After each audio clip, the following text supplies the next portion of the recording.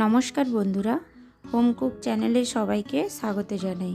আজকে আমি বানাবো মালপোয়া বা সুইট পোয়া পিঠের রেসিপি। খুবই সহজ একটি রেসিপি আপনাদের সাথে শেয়ার করব। এই পিঠেটা খেতে কিন্তু খুবই সুস্বাদু হয়, আর আমার মতো করে বানালে একদম নরম তুলতুলে হবে, মুখে দিলেই মিলিয়ে যাবে।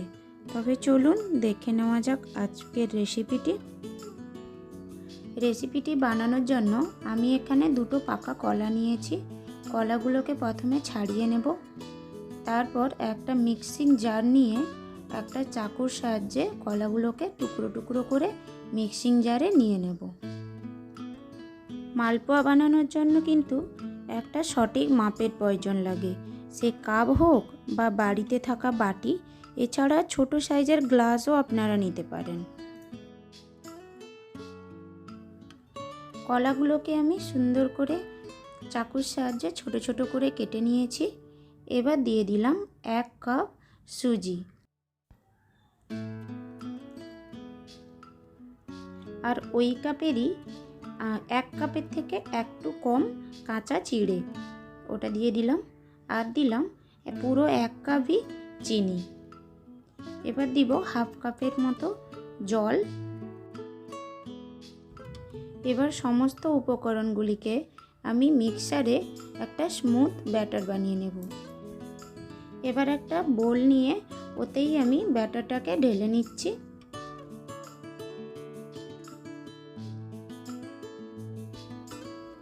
ব্যাটারটা বাউলে ঢেলে নেওয়ার পরে মিক্সিং জারে যে একটু ব্যাটার লেগেছিল, ওইটাতেই আমি দিয়ে দিলাম 1 কাপের মতো দুধ। যেই কাপটাতে আমি সুজি চিনি পরিমাণ মতো নিয়েছিলাম, ওই কাপেরই 1 কাপ দুধ নিয়েছি।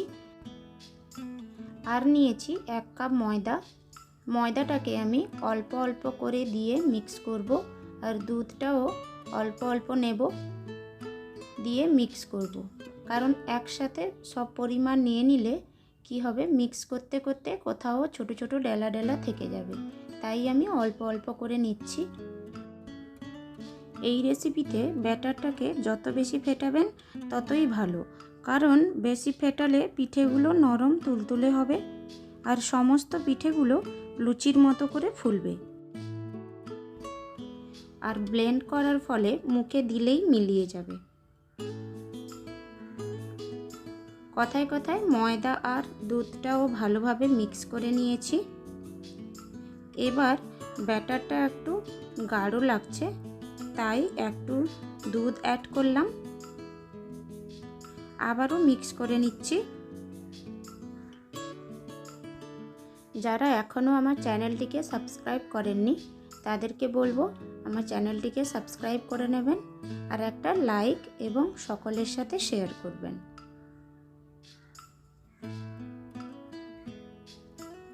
এবার দিয়ে দিচ্ছি স্বাদ মতো লবণ, আর দিলাম একটুখানি ওপরে জল। জলের পরিবর্তে আপনারা দুধও দিতে পারেন। লবণটার উপরে আমি এই জন্য একটু জল দিলাম, যেহেতু ব্যাটারটা গাঢ় আছে। এবার লবণটা যেখানে সেখানে বেশি কম হয়ে যাবে, ভালোভাবে মিক্স হবে না, তাই আমি একটু জল দিলাম ভালোভাবে মিক্স হয়ে যাওয়ার জন্য। ভালো করে মিক্স করে নিয়েছি। এবার আমি ঢাকা দিয়ে 5 মিনিটের মতো রেখে দেব। 5 মিনিট হওয়ার পরে আবারও আমি একটা হাতার সাহায্যে ভালোভাবে মিক্স করে নিচ্ছি। এবার ওই হাতাতেই এক এক করে ব্যাটারগুলো দিয়ে পিঠেগুলো বানিয়ে নেব। আগে থেকে কড়াইতে আমি তেলটা গরম করতে বসিয়ে দিয়েছিলাম। এক এক করে সমস্ত পিঠেগুলো দিয়ে নিয়েছি। এবার গ্যাসের ফ্লেমটা মিডিয়ামে রেখে সমস্ত পিঠেগুলো ভেজে নেব। এবার একটু একটু করে পিঠের ওপরে ওপরে তেল ছিটকে নেব, যাতে পিঠেগুলো ভালোভাবে ফুলে ওঠে। দেখুন ভালোভাবে ফুলেও উঠেছে। এবার আমি এক সাইড হয়ে গেছে, অপর দিক করে উল্টে দিচ্ছি। অপর দিকেও সেমভাবেই আমি এরকম তেল দিতে থাকবো ওপরে ওপরে। দেখুন ভালোভাবে হয়ে গেছে। এবার আমি কন্টিনিউ ওপর নিচে করতে থাকছি, যাতে পিঠেগুলো কোনোভাবে জ্বলে না যায়। এবার পিঠেগুলো ভাজা হয়ে গেছে। এবার আমি একটা প্লেটে তুলে নেব।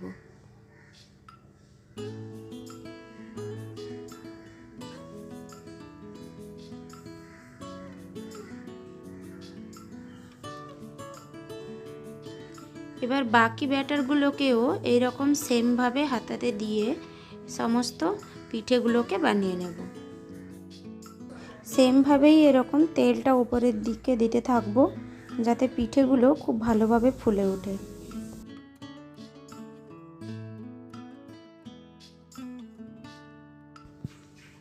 এইভাবে সমস্ত পিঠেগুলোকে ভেজে তুলে নিলাম। দেখুন এবার দেখতে কত সুন্দর হয়েছে, তার মানে খেতেও কত সুন্দর হবে। আর কমেন্ট করে জানাবেন কেমন লাগলো। দেখা হচ্ছে পরের ভিডিওতে।